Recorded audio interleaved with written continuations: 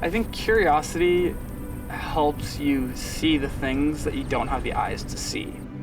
It makes an experience more engaging because you're actively focused on what you're seeing, right? You're like asking questions.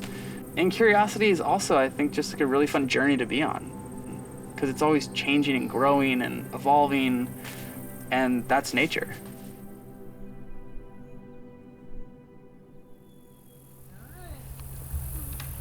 Let's go.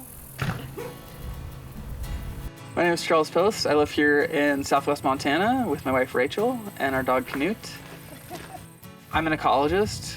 Rachel is an artist, and we both work from home. And we've made it a priority to give ourselves the time to get outside as often as possible. And that's why I'm really excited just to go an hour away from home and experience a new place and see what we can find.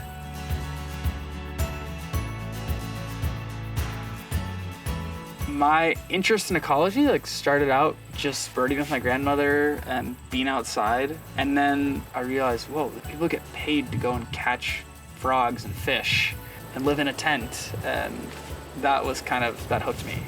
It was a really seamless transition because the things that I loved doing when I was younger are a huge part of what it means to be a scientist.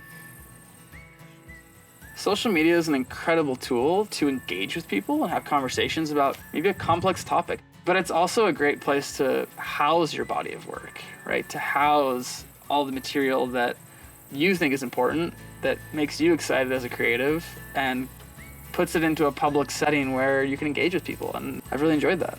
When I go camping, my activity is being curious, is bringing my binoculars and looking at an ecosystem, trying to understand the pieces of the puzzle. There's so much out there that's just out of sight. There are not many places where you can see just 360 sage. And Yeah. it's one of the most imperiled ecosystems in North America, and to have the bison in here as the missing link, in a lot of ecosystems is so cool. We're looking at plains bison. Plains bison would have typically existed in massive herds, maybe over 1 million animals. And so it's so special to see them here in Montana doing what they do freely.